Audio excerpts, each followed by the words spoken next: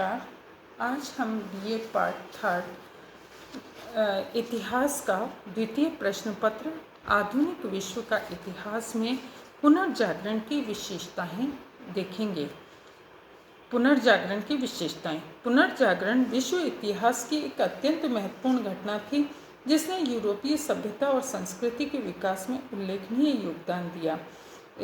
पुनर्जागरण की मुख्य विशेषताएं इस प्रकार है। स्वतंत्र चिंतन को प्रोत्साहन। पुनर्जागरण ने स्वतंत्र चिंतन की विचारधारा को प्रोत्साहन दिया। इस युग में अनेक विचारकों ने अंधविश्वासों की प्रवृत्तियों और रूढ़िवादियों का विरोध किया। अब यूरोप वासियों ने परंपरागत विचारधाराओं और मान्यताओं को तर्क की कसौटी पर कसना शुरू किया। अब लोगों में तार्किक दृष्टिकोण का भी विकास हुआ। नेक्स्ट है मानवतावादी विचारधारा का विकास। पुनर्जागरण के फलस्वरूप मानवतावादी विचारधारा का विकास हुआ। मानवतावाद का अर्थ है मानव जीवन में रुचि लेना, मानव की समस्याओं का अध्ययन करना, मानव जीवन के महत्व को स्वीकार करना और उसके जीवन को सुखी एवं समृद्ध बनाना। मानववादियों ने इस बात पर बल दिया कि मनुष्य को परलोक की चिंता छोड़कर इस जीवन को आनंद पूर्वक बिताना चाहिए। उन्होंने धर्म और मोक्ष के स्थान पर मानव जीवन को सुखी और संपन्न बनाने पर बल दिया। उन्होंने जनता को सुसंस्कृत बनाने के लिए प्राचीन यूनानी तथा रोमन साहित्य के अध्ययन पर बल दिया। नेक्स्ट है विदेशी भाषाओं का विकास। पुनर्जागरण की एक अन्य विशेषता यह है कि देसी भाषाओं का विकास हुआ। पुनर्जागरण ने बोलचाल की भाषा का महत्व एवं प्रतिष्ठा प्रदान की।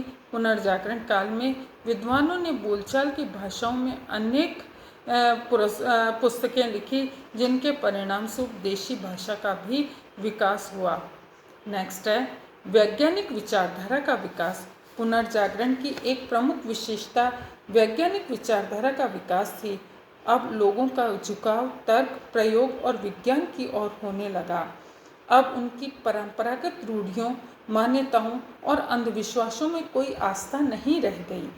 वैज्ञानिक चेतना के प्रवर्तक रॉजर बेकन का नाम उल्लेखनीय है, जिनके अनुसार अनुभव एवं प्रयोग के द्वारा सत्य की प्राप्ति की जा सकती है।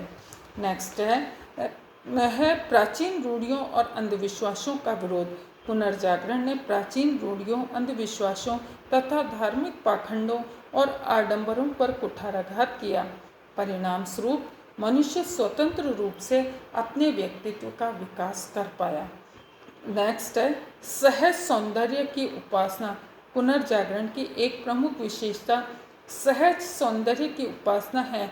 पुनर्जागरण कालीन साहित्य एवं कला में सहज सौंदर्य की उपासना दिखाई देती है। अब साहित्य एवं कला के सौंदर्य और प्रेम की भावना को प्रमुख स्थान दिया गया है। इस युग में कला धार्मिक बंधनों से मुक्त होकर यथार्थवादी हो गई। सौंदर्य के प्रदर्शन में कला को प्रमुख स्थान दिया जाने लगा। नमस्कार।